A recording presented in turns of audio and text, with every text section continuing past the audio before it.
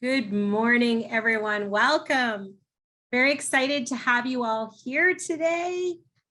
Welcome to the Resilient Leadership Badge webinar. We're very excited to have you here today. Lots of great content, exciting content that we're going to go through here very quickly. So I just wanted to welcome everyone. I'm going to move forward and start sharing my screen because I have some PowerPoint slides to guide us through our presentation today.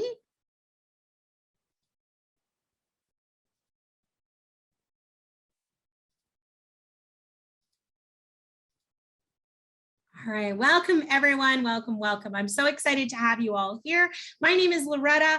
I'll be hosting our session today. I'm very lucky to have my colleague Emma, who is with Student and Instructor Services with me today as well. So thank you to Emma for being here to help me do our presentation today. Couple of quick housekeeping items. I imagine some of you may have taken these sessions before, so we'll go through them pretty quickly. Just a suggestion that if you'd like, you could turn your camera off. This will, we are recording this session, and so that will afford you a little more privacy. In addition, of course, it will protect our bandwidth and allow us to be able to do our work together more easily without interruptions. You are welcome to ask us any questions you'd like at any time. You can put those in the chat. And again, Emma is going to take that responsibility on for administering that chat and making sure that I don't miss that and we don't miss any questions. We will be taking some designated time at the end, starting at about 11:45, to be able to have any discussion or questions that folks want to have. If you have a question and you'd like to keep it a little more confidential, you can pick, if you go into the chat, it says you can chat with everyone, or you can select, there will be a participant by the name of CB234. So again, CB234, that would give you the opportunity to ask your question privately, and others won't see that it's your question and will just engage with it that way. So that gives you that opportunity as well. In addition, last but not least, we are providing the closed captioning, as well as we will be posting our recording in about 24 hours from the time that we have completed today. All right, let's get in. So I just did want to start with the territorial acknowledgement. The University of Regina is situated on the territories of the Niuewok and the Anishinaabeg, the Dakota, Lakota, Nakota, and the homeland of the Métis Nation. The University of Regina is on Treaty 4 lands with a presence in Treaty 6, and we are grateful for the opportunity to share with each other today on that treaty land. Oops. So my name is Loretta Gerlach. Please feel free to call me Loretta. I have had the privilege of working with CCE and the University of Regina for, this is my 19th year as an employee with the University of Regina. In addition, I have over 20 years in my professional field where I work a lot in human resources, organizational behavior, leadership development, communications, and these sorts of things, and leading a variety of teams. My experience is extensively in the public sector.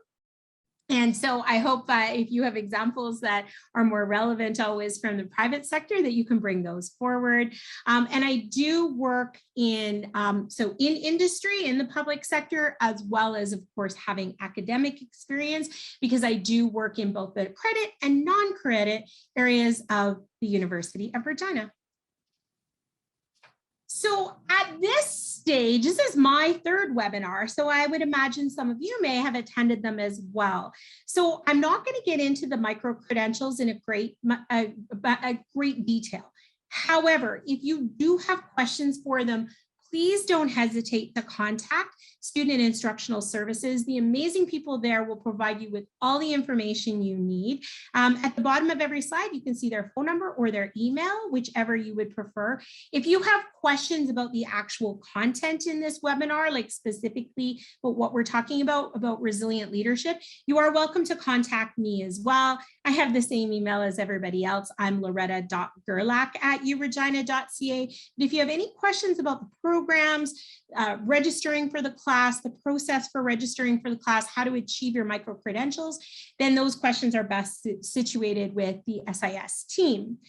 These are the current micro-credentials that we do offer, just to give you some view of them. This is right off of our website at the University of Regina. The one thing I will say about the micro-credentials is they really are a new and highly recognized, not just at the University of Regina, but in other places across the country, opportunity for people to develop flexible, timely, updated skills that will assist them in a variety of areas. You know, if we've learned nothing from the last couple of years, we know that crises do occur, change is constant, and that there is a big need for us as, you know, professionals and as leaders to adapt to, you know, constantly flexible situations. And so these micro-credentials have a variety of people involved in them that can really assist us in building some of those skills. Today, we are specifically here to talk about the micro-credential of responsive management, and specifically the badge that we offer in resilient leadership. The responsive management micro-credential includes 3 badges, one on leading hybrid teams, one on crisis management, and then this one on resilient leadership. And resilient leadership is it seems like such a hot topic as a result of the time that we have spent in the last 2 years responding to, you know, the pressures of a pandemic. But honestly, we're going to talk today about the importance of understanding resilience in our everyday lives, and so much more than just, you know, that one particular situation. What we want is for people to have an outcome where you understand that resilient leaders are really in a position to best support organizations through all kinds of challenging and high pressure circumstances that could offer different arrays of difficulty for organizations, for individuals, and for teams. You know, when we build our capacity to best develop our strengths and optimism for this kind of work, we can really truly support others to do the same.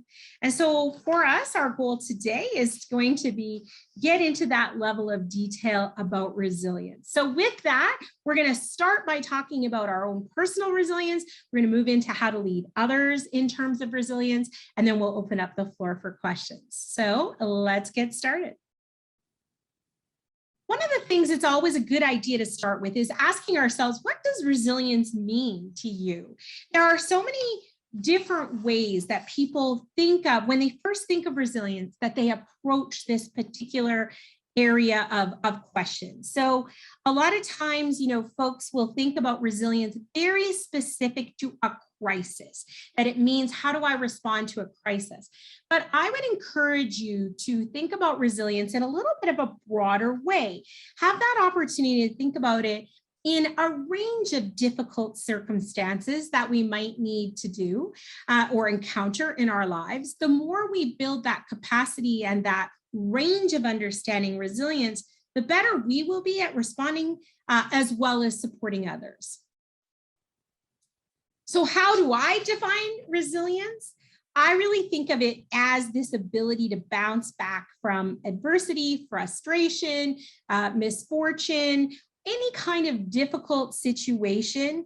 And it really is something that we know studies show resilient people have a higher correlation with successful careers.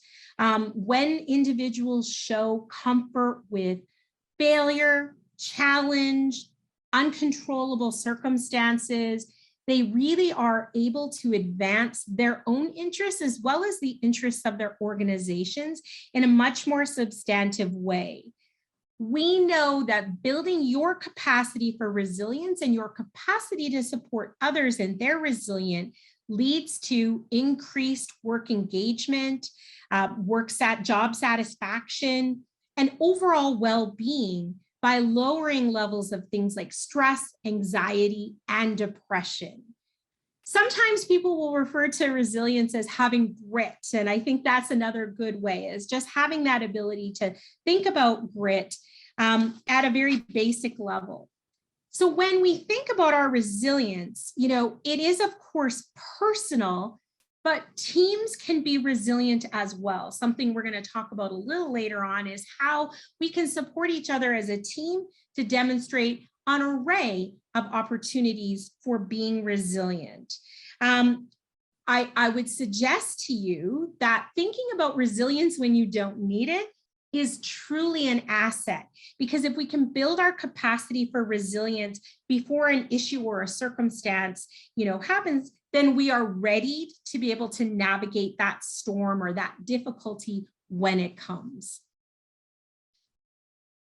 So as I was saying, we want to think of resilience in terms of everyday life. Yes, we want to think about it in terms of a crisis, but we also want to just think of our ability to handle things like challenging circumstances, difficult people, opportunities for innovation, when things sort of break down, whether that's processes or technology. If we truly think about our capacity for resilience at that highest level, then we can really start to build those skills. I think about yesterday, I know not everyone will be in Regina, but in Regina, there was a little bit of a snowstorm yesterday.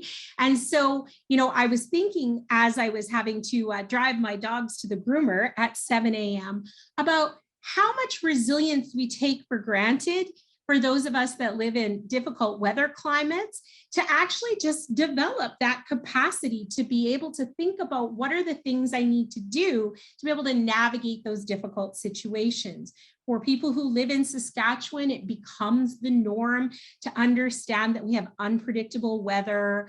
When that weather hits, it can lead to an array of challenging situations. Not only do we need to navigate our vehicle through unplowed snow and unremoved snow, but there might be ice underneath. Plus, we're dealing with all the other individuals who might not be secure and driving in those circumstances. So traffic slows. We have to plan our day accordingly to make sure that we meet our commitments on time.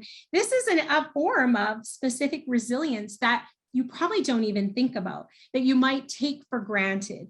And this is good. We want to build that capacity to just naturally engage in some of that resilience. So when we think about resilience, as we said, we want to build that capacity up front so that when a circumstance happens, we're ready to hit those stages of resilience at a personal level. And so that will enable us for that optimal success. So, at a simplistic level, when we think about resilience, we start by facing whatever that difficulty is. Any given situation, it might be a fear, it might be a challenge, it might be a failure, whatever that is. And then we have some form of reaction to that. And those reactions will happen at a variety of levels. When we think about it, it's really about how are we coping and navigating through that situation? Are we comfortable with pushing outside what we would normally do? Can we push a comfort zone? Are we coping with the uncertainty of making a decision and not being entirely sure how that might come, or just having to change our normal practice? Do we know when and how to access support from others that we might need?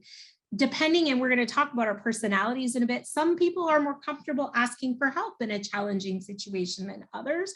And so if we think about when does it make sense to lean on others, this is important for our own resilience, but it also helps us understand how teams collaboratively can move through resilient situations. And then we move past that situation. We move on to back to normal or our new normal. We pass through that. And when we do that, we think about what does that recovery pattern look like? How quickly do we move past that difficulty? Did it change us? Did we learn anything? Did we develop any new strengths? Did we build new relationships? Did we access new resources? Not only is it important for us to come through those resilient situations, but to truly think about as we move forward, what is it that happened for us to be able to reflect on whether we were successful, whether we could have had an opportunity to do even better, and what were the things that helped us get past that point. And then ultimately, when we're on the other side of that challenging situation or circumstance, we're back to thriving like normal individuals, really taking lessons that we've learned, including where could we have been more resilient? Where might we have done better? And how would we describe that circumstance? A lot of times, as I said, we take everyday resilience for granted. We don't really think about what are those skills that I might use to drive through a snowstorm. What are those things that I do to manage the unexpected circumstances when I'm trying to support my family in day-to-day life? And, we've seen lots of opportunities with this, with individuals needing to isolate and so on. How do I need to change my family's schedule to be able to adapt to public health orders, or deal with changes in my workplace or my children's school or whatever? So really taking that time to reflect. All right, let's talk about a few basics here. One of the things that we want to do when we're thinking about resilience is, first of all, do a little bit of a self-assessment. When we offer the actual course, when we do the Resilient Leadership Badge, we spend pretty much the whole first day thinking about this self-reflection and really understanding, where do we start? Where are the things that I can learn about myself that will help me truly understand my current resilience and where I have opportunities for growth? And a few ways we think about that is thinking about, what are the things about our unique and special personalities? How do our values impact the way that we approach resilience? And finally, where does our self-concept aid us or sometimes hold us back in terms of resilience? So personality is, in essence, of course, who you are, those things that make you that unique person, that really is that characterization of you in terms of, what are the behaviors that you engage in regularly? What are the psychological processes that come along with some of your unique characteristics? And how is your emotional life there? Some of us, by nature of our personality, will just be more comfortable with things like adversity, change, and even things like fear. Think of individuals who are really comfortable in high stress jobs that really are unfazed by crises they might meet every day. Think about lots of folks who work in emergency and essential service positions who, come into challenging situations that, for me, I never encounter. And if I did encounter, those experiences would be very different for me. If I had to run into, someone today who, for example, held a weapon, I would be ill prepared. That would be a very jarring experience for me. But think about folks who work in fields like policing or emergency rooms or in firefighting, who might encounter those kinds of circumstances quite regularly. Part of that would be, of course, their training, but they may also have personality pieces that make them more drawn and comfortable or naturally able to navigate those situations. That is not to say, if your personality is not naturally drawn to having that level of excitement, shall we say, that you can't consider that or that you are at a disadvantage. It just means we might approach your personal journey to building your capacity for resilience a little different. You might have to consciously understand, what are those patterns of my reactions, of my behaviors that may or may not be adding to my success in terms of resilience, and really thinking about how then can I influence those to make myself more comfortable in some of those situations, make my resilience and my response to resilience a little more natural. Another thing we want to think about, you think about our personal response to resilience, is, where do our values come into play? So when we think about values, our values are the things that we sort of fundamentally think are right and wrong and good and bad. They are these core evaluative beliefs that help us guide, yes, our preferences. They also guide choices that we make and our perception of any given circumstance. And so that might seem really straightforward, but it also is important for us to recognize it might impact how we feel about given circumstances. So let me give you an example. You and I could work side by side in a workplace. And perhaps in our workplace, I am truly driven by innovation. I like to change things up and do things even better. And in my desire to be innovative and try new things, I'm pushing you as my colleague really hard. Why don't we do this differently? Why don't we try something new? Why don't we, let's not do it that way. You know what? There's a better way to do that. If you fundamentally value things like respect and planning, I could be truly offending you with no intention. My drive to be innovative might feel to you, even if I do not intend it, as disrespectful. You might feel like I am questioning your approach to doing things. You might think like I am questioning your success or that you're not doing a good job. And now that could cause a stress result for you. And I didn't intend it at all. In my desire to push through that innovation, you are now having a very different experience that requires you to form some kind of resilient response. These are things we run into every day, driven by our different values. And so when we think about what those values are and how those experiences exist, one is we should be asking ourselves when we find a stressful response, is there an underlying core value of mine that's being impacted by this that, gives me some additional information about not just that this situation is perceived as difficult, but what is that root cause that helps me understand why I'm finding this situation difficult? Is it offending some aspect of my ego? Is it offending, my comfort zone with consistency? Really starting to understand what drives that. This is part of, we're going to talk a little bit later about emotional intelligence. This also is a good tool as we get better at understanding this for ourselves. We can imagine what that might be like for the others on our team and what that experience might be for them as they have a different perception, because their values will drive the perception of any given circumstance. So this is another core piece of our identity that we want to understand. And again, in our course, we dive a little deeper into that. And the third basic element that is really important for us as individuals to understand is our self-concept.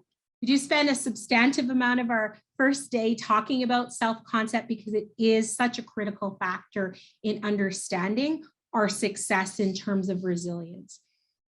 At a short level now, we'll just talk about how when we talk about our self-concept, this includes like how we define ourselves in terms of our social self.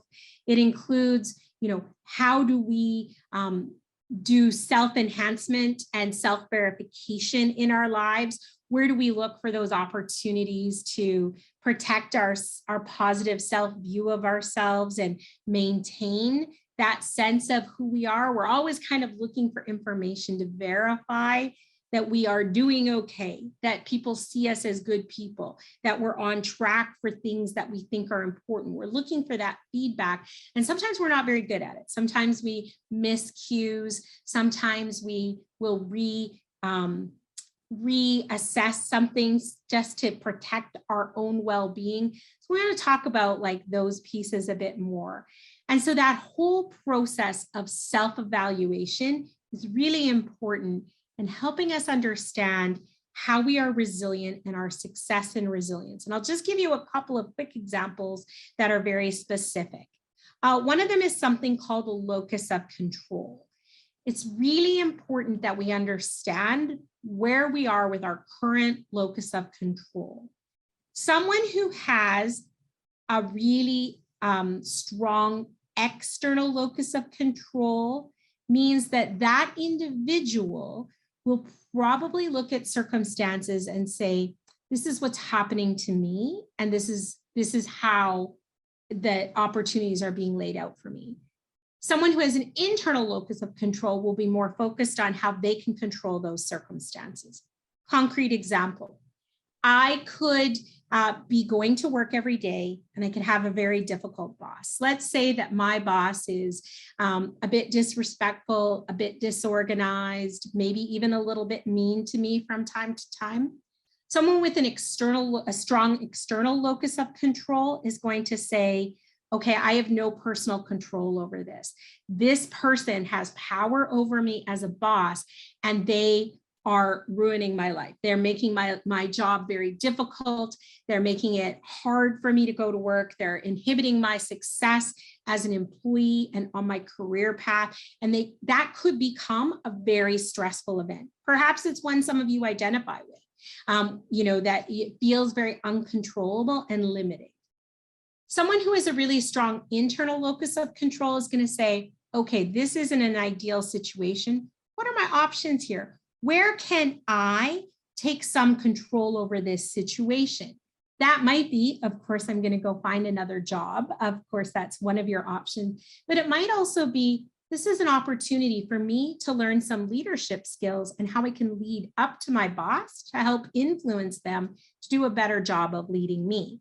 It might also just be an opportunity to learn leadership capacity yourself and think about, I'm going to watch why I think my boss is not a good boss so that I can be a better leader in future or with my current team by understanding, that doesn't work. I can internalize that and do even better.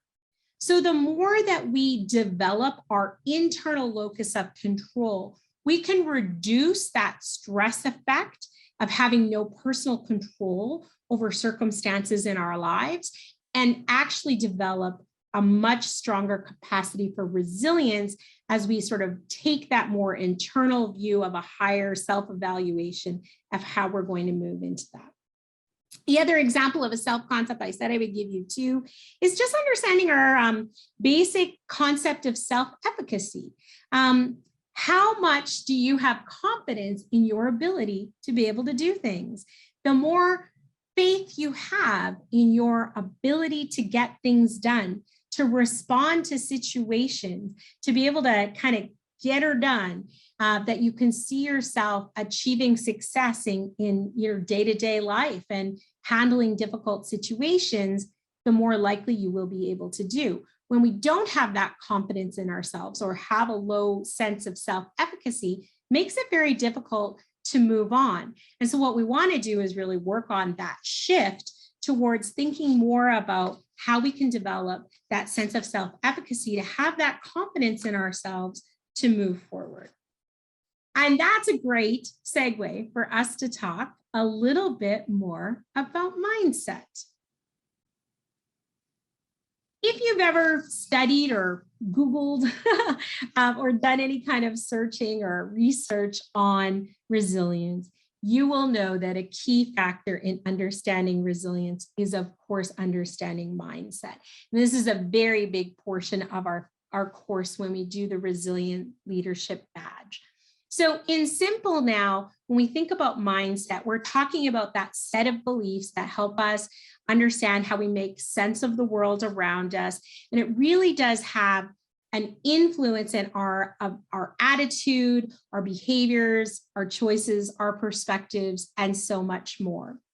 And when we think about mindset, we often, and you may have heard these terms before, think of people as sort of having almost a binary classification where they tend to the fixed mindset or the growth mindset more. And so what that means is when we think about a fixed mindset, we're talking about that belief that this is who I am. This is my set of abilities. This is my personality. This is, really fundamentally who I am, and that can't be changed. And there is some value to recognizing your authenticity. We want you to be comfortable in your authentic self, of course, in all times. We want to create workplaces that are inclusive for people to truly be authentic.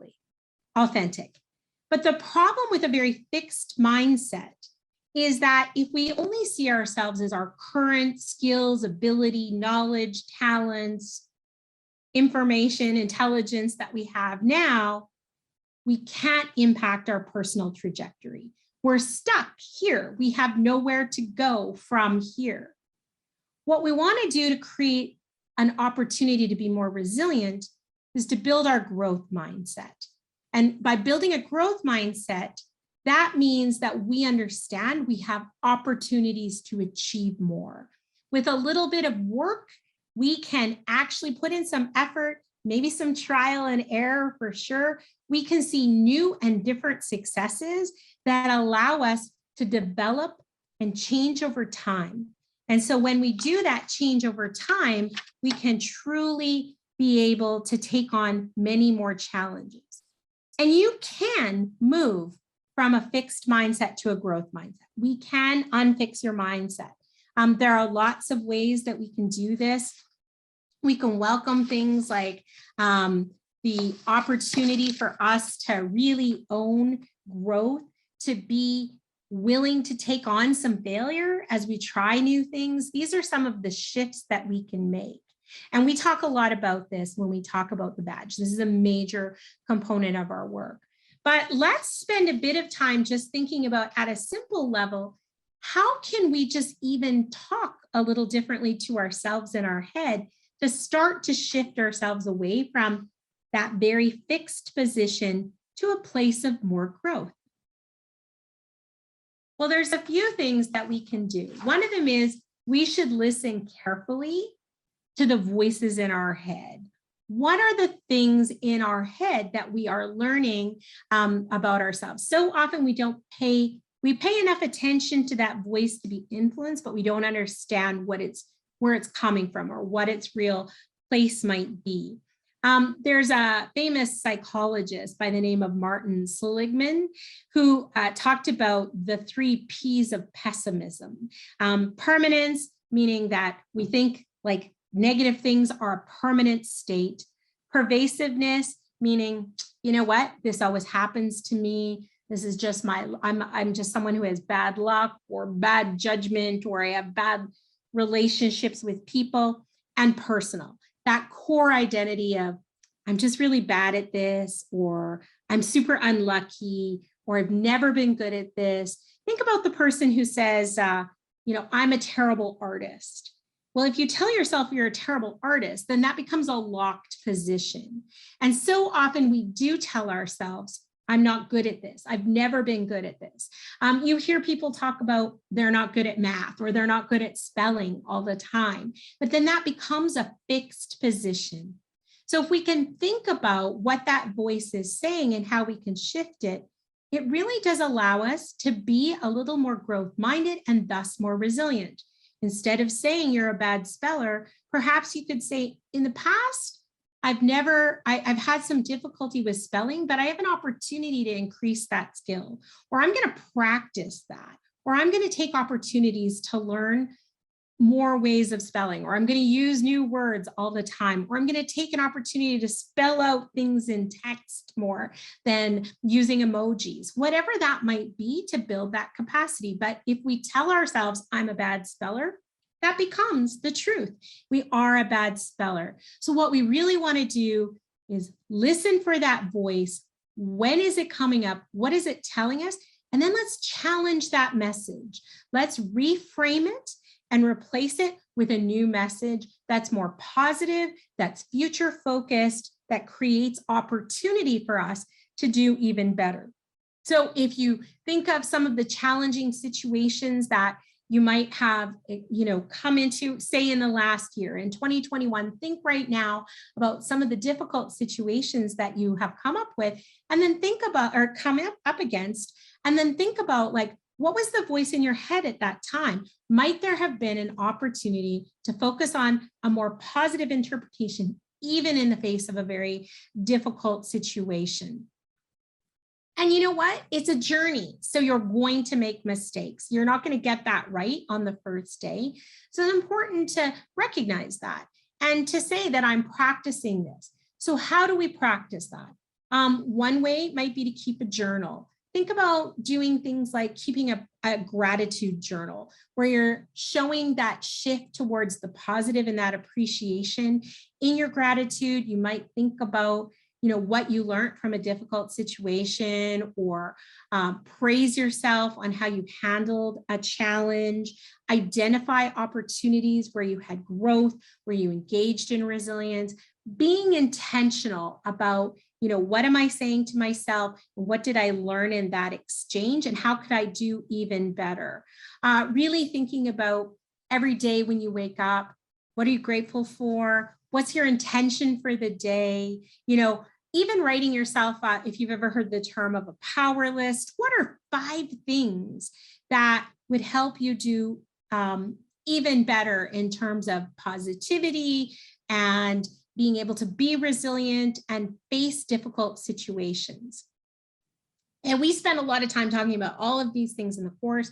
One thing I would just add as a little helpful hint, if you haven't ever explored the idea of messy action, that might be something that you're interested in learning more as well. Messy action is an incredible tool when we're in a difficult situation that's really complicated. A lot of times we'll, you know, and it might be something obviously really serious. Think about maybe losing your job, right? Could be very serious challenge and you don't even know where to start in a difficult situation like that. The idea of messy action is just start somewhere. There's doing something is better than doing nothing. So if you can bite off a little piece of the problem that you face, then you have an opportunity to start to build that confidence and that self-efficacy that you can get through that situation. So you might lose your job and have absolutely no idea where to start. Well, maybe you just start by, I don't even know where people look for jobs today. So I'm just going to spend some time today asking people for advice, surfing the internet, looking for where would I even start looking for a new job? What does that look like? What do people need in looking for jobs now? Is it resumes? Is it cover letters?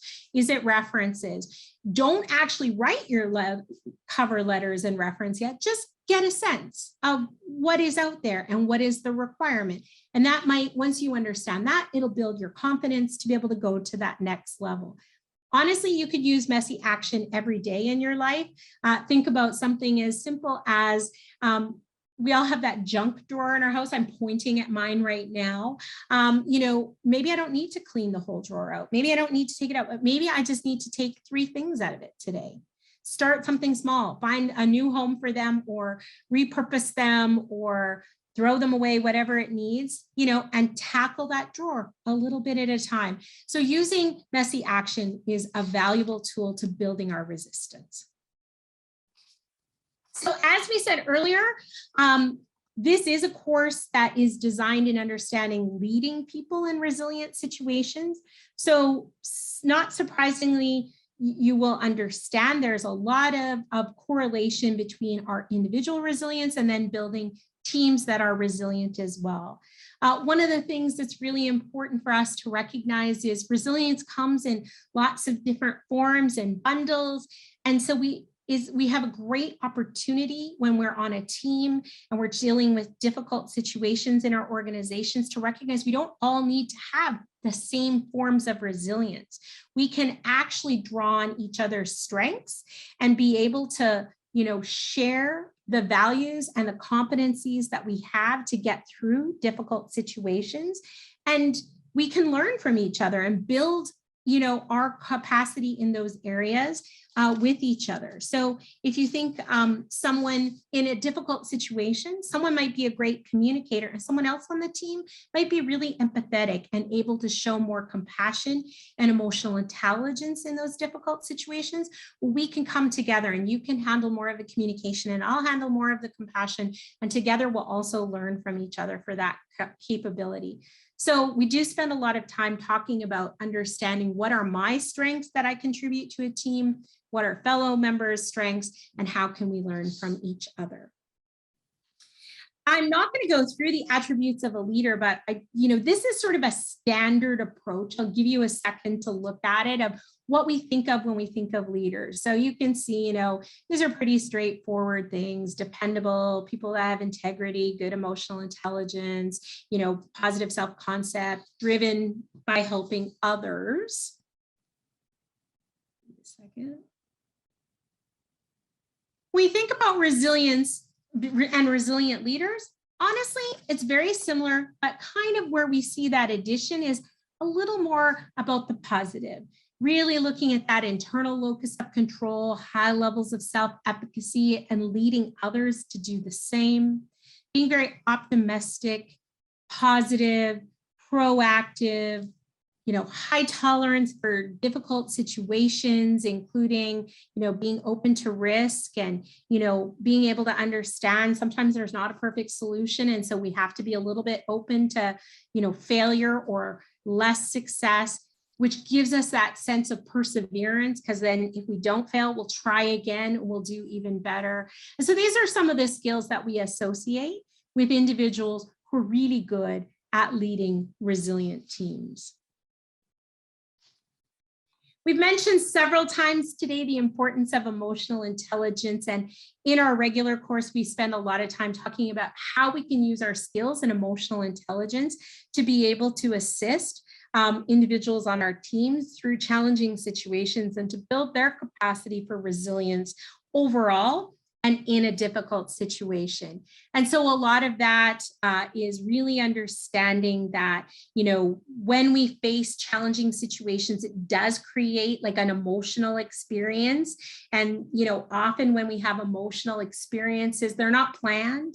Think about, if you're like me, if you watch, a TV commercial or something and it makes your eyes water, you don't think, oh, I'm going to cry now. You just cry because something sad happened or moving on a commercial or a television show or a movie or whatever. And that's how it works in real life as well. And so the more we understand that emotions are experiences, they're often not conscious, then we can help understand how we can handle these situations with a little more sensitivity and truly help people feel supported as they're going through that emotional experience. We know that resilient leaders can do this in a way where they're truly, at the same time being honest, but a supportive and really helping individuals recognize that it's okay to have that experience and that emotional reaction, but we still need to harness that to get through our difficult situation. So generally speaking, in terms of how can we support other people to be more resilient, ideally we're going to invest in building our capacity before we're facing a crisis. But certainly we want to develop leadership styles that, do recognize everybody's a little different. Everybody will have different strengths, and we're going to give people that individual consideration for what they need to build their self-concept and thus their resilient capacity. We want to be honest about what our experiences are and those emotional realities. We definitely want to, talk about when we're proud, when we failed, when we could have done even better, when we've learned a lesson. The more we talk about those, the more normal they become in terms of our regular process as a team. We want to be comfortable and normalize things like change, innovation, challenges that, we become sort of normalized with understanding. When people become let me rephrase that. When people become very comfortable with just a constant, it becomes harder to be resilient. So if we embrace opportunities to change things, to ask ourselves, is there better ways to do things, we can create a space of comfort. Obviously, we want to role model resilience and be supportive and encourage each other to be supportive in our organization. Create climates of inclusion is important. We want to have a very conscious culture where we are doing things like having open dialogue, that we talk about resourcefulness, and that we are creating spaces for recognizing challenges and setbacks, and that they happen, and that we have to address them, and that we sort of assess and debrief them after they happen. We want to create shared mental models where people have a good sense. When we share a good mental model and we understand our expectations in our organization, it enables us to make good decisions. So for example, if our organization has a value that customer service is important, and we have an angry and difficult customer who's creating perhaps a very difficult situation, we can think about how do we balance respect in our workplace with customer service. What are our values? It makes it easier in that moment to decide, where's that line? When am I going to cut that customer off because they're crossing a line and maybe they're being abusive now? And when do I know I should still be supporting that customer because of that value? So the more we understand about expectations in our workplace, the better it enables us to comfortably make decisions to navigate challenging circumstances. Of course, we want to nurture optimism and build trust in our workplaces, and we want to build our capacity for communication and storytelling, which will enable us to do some of that celebratory stuff we've talked about as well. And last but not least, just really recognizing our ability to solve problems in general. Whenever we approach problems as opportunities rather than negativity or apprehensive, it allows us to be more positive, more clear-minded, more open-minded.